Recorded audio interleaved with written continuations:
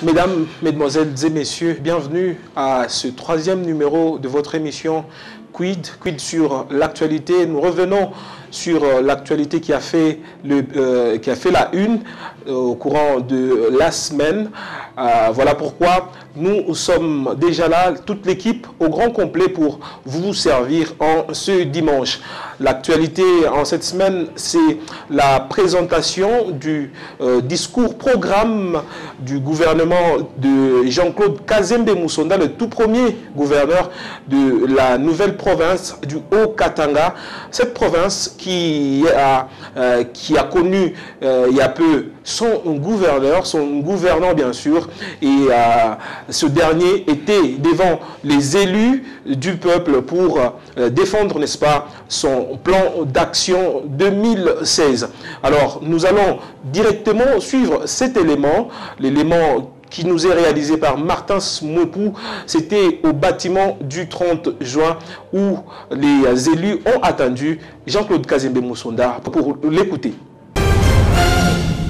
La province du Haut-Katanga a été en ce 31 mai 2016 au rendez-vous de son histoire. Le patron de l'exécutif provincial était dans la matinée devant les élus du peuple de sa province pour solliciter l'investiture du premier gouvernement dont il est le premier gouverneur en présentant le programme d'action exercice 2016. Avant sa lecture, une motion incidentielle a été initiée par l'honorable Mwandwe Muyumba qui a fustigé le non-respect de l'autorité de l'Assemblée provinciale par le gouverneur de la province qui, bien qu'attendu depuis le lundi 30 mai 2016, s'est présenté à la plénière de ce mardi en retard. J'ai remarqué, honorable président, que l'exécutif provincial est en train, dès le début, de nous fouler à terre, de marcher sur nous, sur le problème de temps seulement.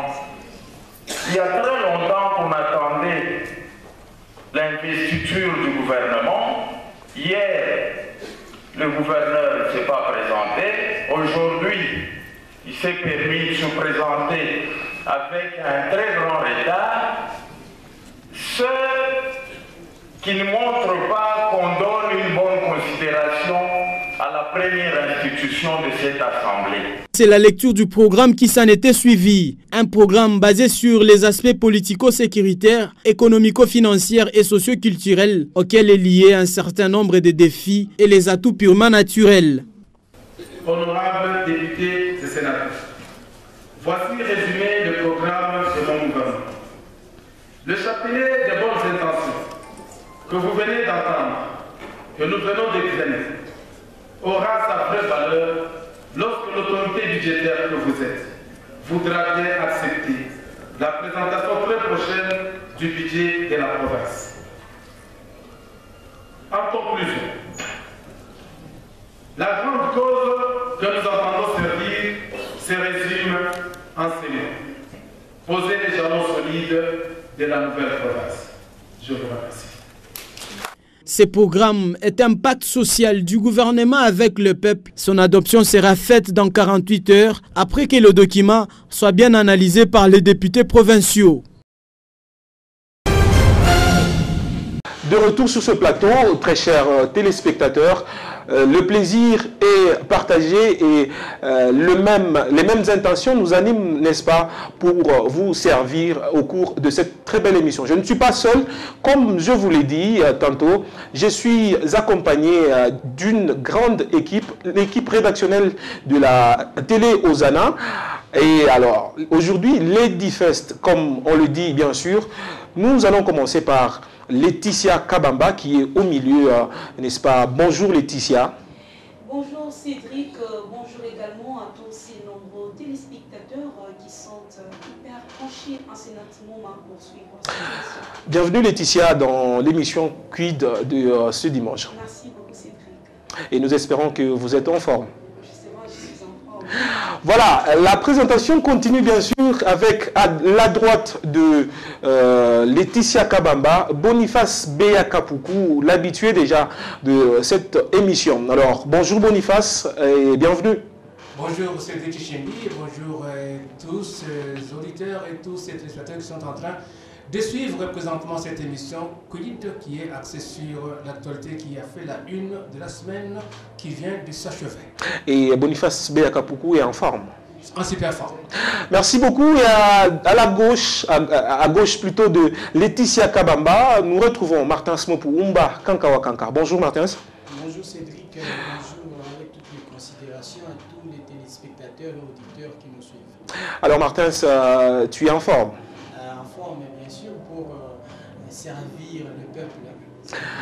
Voilà, nous sommes là pour vous servir, très chers téléspectateurs. Déjà, nous allons faire notre pas, un pas triomphal, bien sûr, au cœur de l'actualité de cette semaine.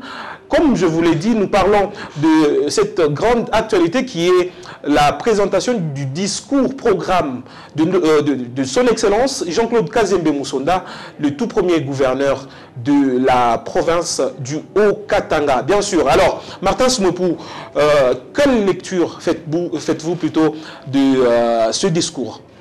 Merci Cédric pour la question.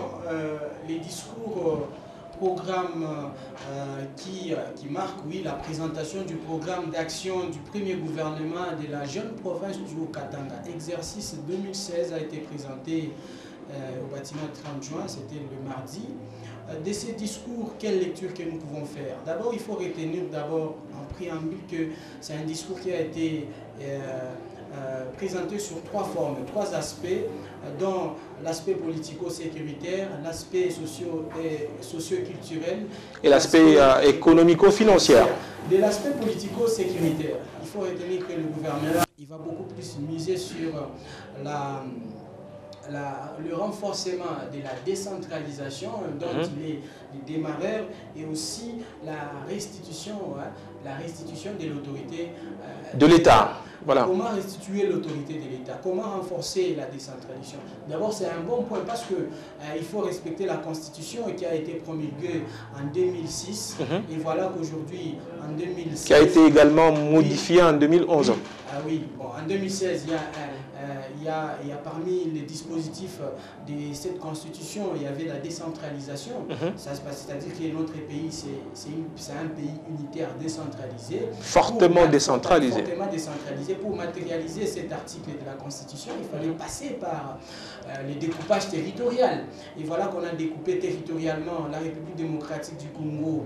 Et Jean-Claude Kazembe Moussonda est allé derrière, a suivi, c'est-à-dire a épousé, je peux le dire ainsi, la vision de la loi même de notre pays, qui est la Constitution. Renforcer la décentralisation, c'est une bonne chose.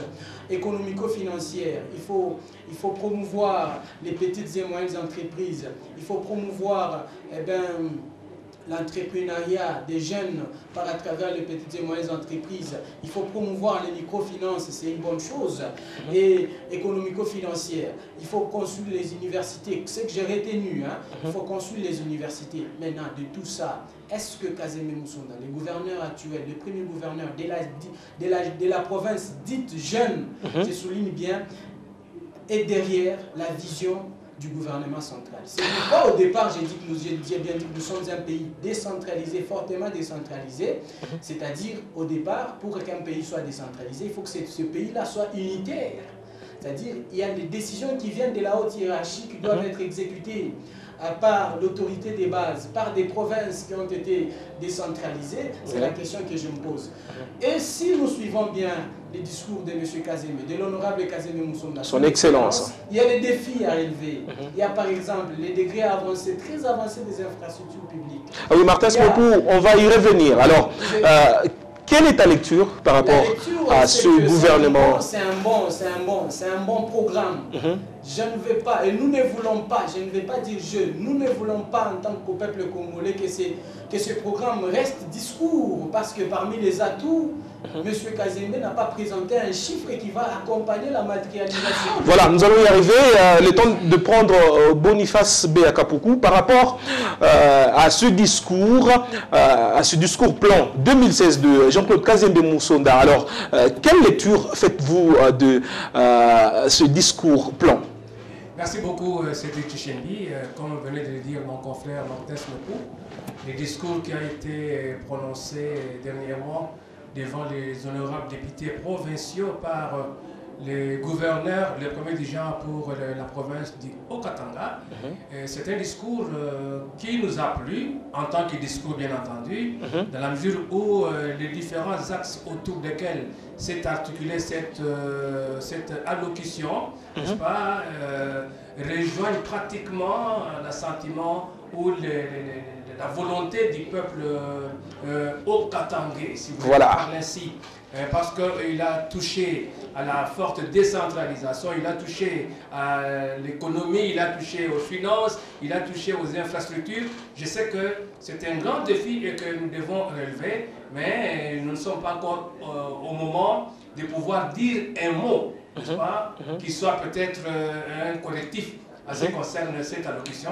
Mais dans un premier temps, ce discours, en tant que discours, en tant que verbe, il est beau, il est bon et il est capable de relever les défis, mais il y a une dimension du problème que nous allons relever lorsque on va entrer dans le défi. Et Laetitia Kabamba, nous avons tous suivi le tout premier gouverneur du Haut-Katanga, un discours axé sur l'économie, axé sur la sécurité, également sur la culture et la société. Alors, tu peux faire une lecture par rapport à ce beau discours de Jean-Claude Kazembe Musonda. Voilà, Cédric Tchimbi, merci beaucoup pour la parole. S'il faut faire une lecture sur les discours qui a été prononcé par les gouverneurs de la province du Haut-Katanga, M. Jean-Claude, voilà, ces discours-là est vraiment accrochant. Mais que ça ne reste pas discours comme mon confrère Martin venait de le dire tantôt, que ça ne reste pas discours, mais que toutes ces promesses, ces promesses justement soient réalisées. Parce qu'en parlant assez focalisant aussi sur le microfinance, et bien nous voyons là la création des petites et moyens, des petites entreprises et moyens, c'est aussi important aujourd'hui, surtout pour la jeunesse, parce que la jeunesse aujourd'hui, peut-être dans les gouvernements, ne sait pas se retrouver. Pourquoi? Parce que les adultes disent que la jeunesse n'inspire pas confiance. Mais à entendre le discours du gouverneur, nous voyons que la jeunesse aura sa place et à avoir la création des petites entreprises. Moi, je pense que la jeunesse va se retrouver et la province ira de la... Voilà, Laetitia se comporte bien sûr en défenseur des droits des jeunes, bien sûr, sur ce plateau, très chers téléspectateurs. Alors, ce gouvernement, plutôt ce discours-programme de Jean-Claude Kazembe Musonda, comporte des défis, Martin Soumepou. Des défis et parmi tant d'autres, la sécurité qui ne se porte pas très bien à Lubumbashi. Alors, qu'est-ce que tu penses des atouts relevés par M. Jean-Claude Kazembe Musonda? Oui, eh bien, M. Jean-Claude Kazembe, je considère dans la présentation des atouts devant on parle d'abord des défis. Les élus, oui, voilà. Les défis plutôt, qui personnellement je dois aussi allier aux atouts, parce que les défis nous ne pouvons les relever qu'avec les atouts. Et je pense en amont et en aval, les défis nous ne pouvons les relever, on ne peut gagner les paris que quand nous avons les atouts, nous avons les capacités. Alors quels sont d'abord les défis relevés par Jean-Claude Kazembe Musonda? La dégradation très avancée des infrastructures publiques, eh ben, il y a aussi le taux de chômage, il y a les effets provoqués, les effets environnementaux provoqués. Même si certains ne relèvent pas des prérogatives du gouvernement provincial. Et certainement. Vous savez, c'est ce que je voulais souligner. Nous avons un gouvernement provincial qui doit matérialiser la vision d'un leader national, c'est le chef de l'État Joseph Kabila Kabange. C'est-à-dire, le gouvernement provincial ne peut que suivre la vision du chef de l'État. C'est une jeune province. Il ne faut pas qu'à cette jeune province, nous soumettons des objectifs qui ne seront pas atteints parce que cette province est qualifiée jeune. À une jeune province, il faut soumettre des objectifs jeunes qui doivent être atteints dans un délai considérable. Dites-moi qu'aujourd'hui, cette jeune province, avec beaucoup de défis, vous voulez que cette jeune province remette sur les rails la SNCC, comme l'a dit le gouverneur, la GECAMIN, comme donc l'a dit le gouverneur. la SNCC, c'est parmi les défis du gouvernement la SNCC, provincial. En tant qu'entreprise étatique, ça relève du gouvernement provincial. Alors on va prendre Boniface Béa par rapport à ces défis. Croyez-vous que c'est véritablement les défis relevés, les défis relevés par Jean-Claude Kazembe Musonda sont réellement les défis de la population louchoise et la population du Haut-Katanga d'une manière générale? Oui, c'est de Tchimbi. Si nous parlons défis, je pense que, comme l'a dit Martin Smepou, il y a relève de défis lorsqu'il y a des atouts de moyens. Lorsque nous parlons par exemple de la décentralisation, c'est une très très bonne chose. Et quand nous parcourons la constitution de la RDC, la décentralisation a été consacrée par la constitution congolaise. Et cette décentralisation, je veux dire, a beaucoup d'avantages dans la mesure où elle permet à ce que le développement puisse commencer par la base. Et pour ce faire, il y a certaines clauses qui ont été dictées au niveau de la Constitution, notamment la rétrocession par exemple. Lorsque la province produit, n'est-ce pas, il y a les recettes de la province qui sont transférées à Kinshasa, la capitale. Et il y en a également qui sont rétrocédées. Qu'est-ce qu'on n'a pas vécu? Lorsque on avait encore le Grand Katanga, la rétrocession a posé beaucoup de problèmes, à telle enseigne que tout ce qui avait été, la plupart des objectifs qui ont été tracés, qui ont été assignés à des gouvernements qui nous ont précédés, n'ont pas été atteints. Pourquoi? Parce que les moyens financiers faisaient défaut.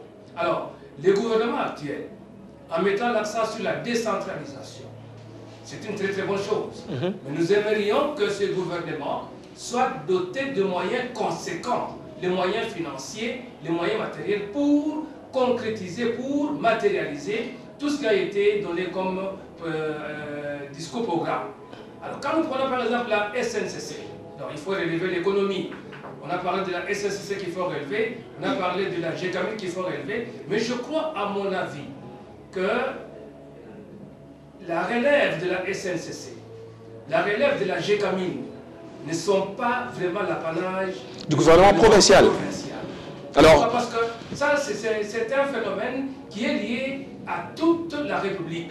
C'est le gouvernement national qui a le monopole ou l'apanage de pouvoir tout faire pour que la SNCC puisse être élevée. Et d'ailleurs, vous savez, il y en a qui disent que même si on changeait aujourd'hui autant de PDG au niveau de la SNCC, cette société ne connaîtra pas de relève.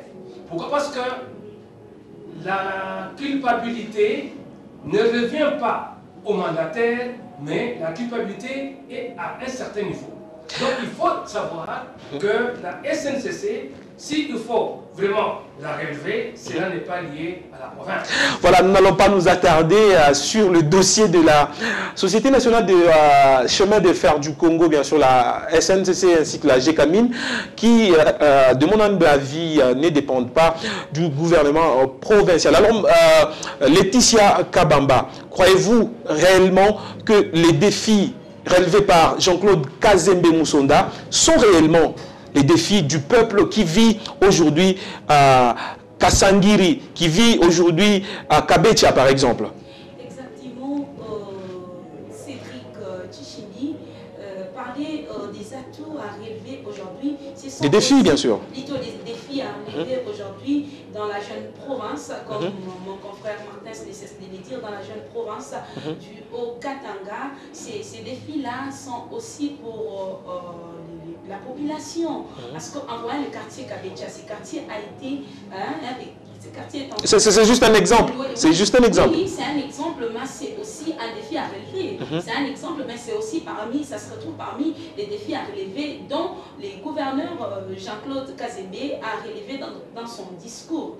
Parler de la jeune province, dire que l'affaire, par exemple, l'affaire de la SNCC, c'est une affaire du pays et non pas uniquement de la province du Haut-Katanga. C'est vrai que la province est encore jeune, mais avoir la taille de la province, toutes ces entreprises si grandes, 132 000 quelques kilomètres carrés, bien sûr. Elles sont dans la province du Haut-Katanga. Katanga, celle qu'on appelle la jeune province. Et donc, si les gouvernement de la province a eu à relever cela comme défi, parce que c'est lui le numéro 1 de la province, ce qu'il sera à mesure de relever tous ces défis, bien sûr, en ayant les moyens et les actes.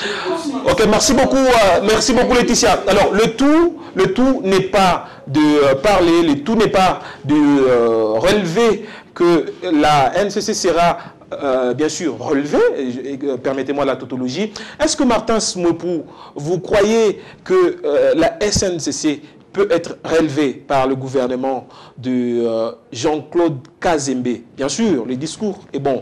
Et ne croyez-vous pas que c'est peut-être une façon pour Jean-Claude Kazembe Moussonda de faire une plaidoirie auprès du gouvernement central pour la relève de cette entreprise étatique? La plaidoirie, c'est le Tchimbi. Il faut retenir que nous sommes dans un aspect purement politique. La plaidoirie ne peut pas se faire devant les députés provinciaux. Il y a des instances appropriées où nous devons faire une plaidoirie. Il y a des circonstances auxquelles nous devons faire une plaidoirie, mais pas quand on veut présenter un programme d'action, surtout exercice 2016. On vient solliciter l'investiture d'un nouveau gouvernement. C'est-à-dire que ça ne sera pas le moment de faire une plaidoirie, c'est le moment d'amener les députés provinciaux à faire confiance. D'amener les représentants du peuple à faire confiance. À donner à leur aval pour le fonctionnement du gouvernement. Je pense qu'on y fasse bien avec moi sur ces plateaux, va me donner raison. La GECAMIN... J'espère que tu n'es pas en train de... Non, je ne suis pas en train de le flatter. La GECAMIN ne s'étend pas seulement ici, dans la province du Haut-Katanga, nous avons le Lualaba. Étudions maintenant le programme d'action de la province du Lualaba et la province du Haut-Katanga. Est-ce que M. Richard Mouyez Manguez Mans, gouverneur du Lualaba, gouverneur du Lualaba, parce qu'il faut qu'il y ait une uniformité des programmes d'action pour que tous ces programmes d'action se réfèrent à un programme d'action général, celui du gouvernement Matata 2, gouvernement d'Union nationale. J'ai suivi le Premier ministre Matata Ponyo Mapon hier sur la radio Okapi dans Écho d'ici, Écho d'ailleurs avec Jeune Afrique et la RFI. Le chef du gouvernement reconnaît que la déficit en énergie électrique, c'est un défi majeur pour la République démocratique du Congo. Et il pense que ce n'est pas en un bâton magique qu'on peut relever ces défis. Nous devons y aller à étape par étape. Et Martin Smopou, ce n'est qu'un défi qui a été relevé par M. Jean-Claude Kazembe. Il n'a pas dit que c'est déjà fait, bien sûr. Bien sûr, le développement est processuel. Quand vous énumérez les défis dans un programme, ce sont les défis préalables que nous devons relever. Mais s'il y a des défis qui relèvent de l'État tout entier, je pense qu'il faut se référer à un programme. Voilà. Nous avons une action comme celui de M. Kazembe Moussonda. Nous ne voulons pas que ça soit une folie comme ça a été en 2006, qu'on pouvait faire de Lubumbashi un deuxième Johannesburg qui n'a pas été fait. Voilà. Alors là, ce n'est pas notre problème. Boniface Béakapoukou, croyez-vous que le défi sur la Société nationale de chemin de fer n'était pas le bienvenu dans ce discours-programme? En fait, c'est Tchimbi, je crois, la SNCC ne s'étale pas seulement dans la province du Haut-Katanga. Il y a la SNCC presque dans toutes les provinces. Vous trouverez la SNCC ici dans le Haut-Katanga. Il y a la SNCC, au Kasaï, dans le Kasaï, il y a la SNCC. Lorsque vous montez du côté de la province orientale, il y a la SNCC. Donc, quand nous parlons de la relève de cette société d'État, ce n'est pas seulement de l'Haut-Katanga. Ça, c'est pratiquement un problème qui relève de la compétence du gouvernement central. Je pense qu'à ce niveau-là, je peux peut-être donner raison à ce Tchimbi, n'est-ce pas, votre personne, lorsque vous avez dit que c'est peut-être une façon d'éveiller la conscience du gouvernement national pour qu'un accent particulier soit mis sur les problèmes de la SNCC. Oui. C'est dans ce sens-là que vous avez parlé de la plaidoirie. Mais je crois, en ce qui concerne les discours en soi, moi j'encourage les chefs de l'exécutif provincial, mais je sais que le défi n'est pas facile à relever dans la mesure où il y a beaucoup de problèmes qui sont liés par exemple aux infrastructures, il y a des problèmes qui sont liés à la sécurité, n'est-ce pas? Donc ce sont des problèmes cruciaux qui préoccupent au plus haut point la population de la province du Haut-Katanga. Alors il faudrait que le gouvernement provincial puisse mettre tout en œuvre, de manière à ce que ce qui est dit puisse se recouper à ce qui doit être fait.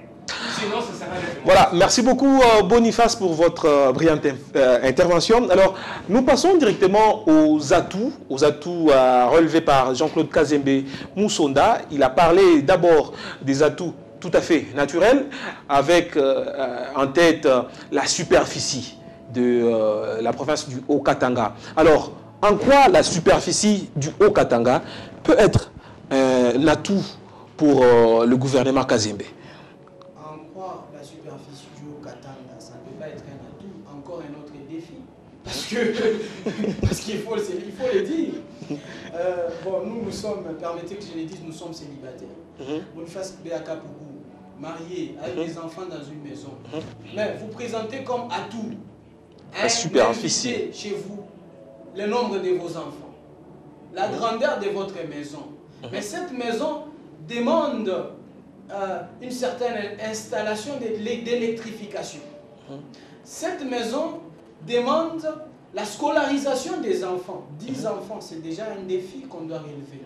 La superficie, je pense que la superficie de la province du Haut-Katanga serait un défi, selon ma personne, selon mon analyse, serait un défi à relever parce que le Haut-Katanga... Et quand on parle du Haut-Katanga, on ne doit pas oublier que le Haut-Katanga est formé de la ville de Likasi, de la ville de Lubumbashi, de Kipushi, de Kasumbalesa, également de Sakanya, n'est-ce pas? Voilà. Vous voyez, et je pense aussi que, eh bien, on pourrait parler de ce scandale géologique de la province du Haut-Katanga.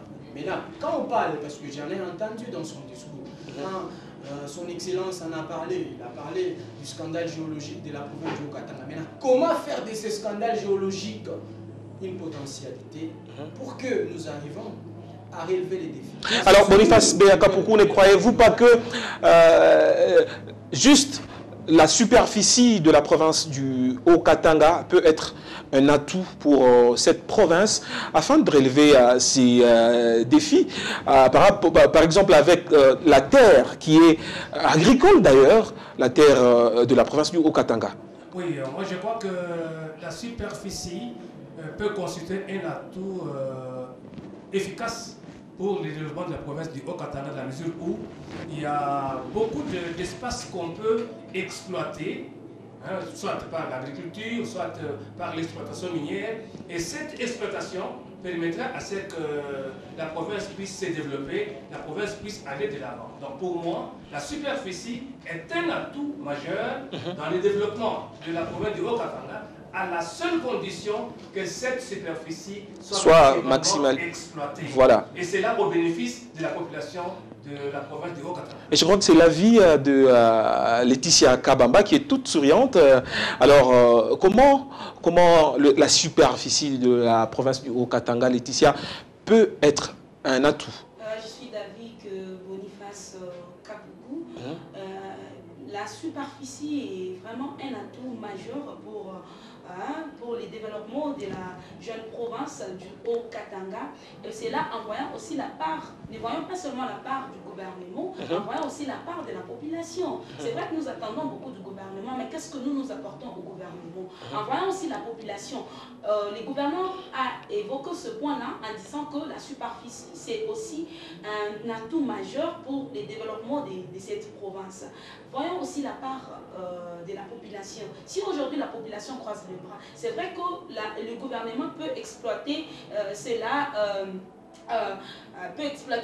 en agriculture, mais aussi l'exploitation minière. Mais voir aussi la part de la population. Qu'est-ce que la population fera pour qu'il y ait le développement de notre province? Parce que cette province n'appartient pas seulement au gouvernement, mais ça nous appartient, nous aussi, la population. Qu'est-ce que nous devons faire avec cette terre? Parce que la terre, d'emblée, elle est gratuite. Merci beaucoup Laetitia Kabamba pour cette intervention. Alors, très chers téléspectateurs, nous allons conclure, mais avant de le faire, je vais devoir poser une toute petite question à notre assemblée ici présente. Ne croyez-vous pas, Martin Smopou, que c'est juste un discours politique et c'est du déjà entendu que nous avons suivi de la part de M. Jean-Claude Kazembe, une façon pour vous de conclure également? Tout ce qui s'est dit, je pense qu'on l'a déjà entendu, mais c'est juste une question de volonté. Ça a été dit, il faut que ça se dise encore et ça va faire preuve d'une volonté pour accomplir. Je pense que le développement est processuel et nous disons bravo à ces gouverneurs nouvellement élus et ces gouvernements nouvellement nommés. Et nous pensons que nous reviendrons sur ces plateaux un autre jour, 100 jours après, je pense, pour maintenant évaluer le travail au regard du programme présenté. Alors, Laetitia Kabamba, parce que tu parles du peuple, qu'est-ce que le peuple, qu'est-ce que la population du Haut-Katanga peut faire pour que ce discours, programme de M. Jean-Claude Kazembe Musonda soit vraiment une réussite? C'est vrai que les discours prononcés par les gouverneurs Jean-Claude Kazembe, on en a déjà entendu maintes fois, mais nous qui attendions souvent ces discours, est-ce que nous étions derrière ces discours pour les réaliser? Nous, en tant que population, quelle a été notre part en écoutant ces discours? C'est vrai que nous avions entendu ces genres de discours maintes fois, et peut-être bien fignolés, très bien encore fignolés, mais quelle a été notre part en écoutant ces discours? Quelle a été notre part, nous qui sommes la population, si nous nous mettons seulement à attendre ce que le gouvernement fera pour nous, ou encore... Concrètement, Laetitia, qu'est-ce que le peuple peut faire? Nous qui avions entendu ces discours, nous la population qui avions entendu ces discours, c'est mieux que nous soyons aussi derrière ces discours. Que nous puissions nous en approprier. Nous en approprier justement, comme je vous l'ai dit avant, que la terre est gratuite. Nous pouvons commencer par exploiter. Voilà, nous allons finir par Boniface B. Akapuku. Alors, qu'est-ce que le gouvernement peut faire pour concrétiser ce discours?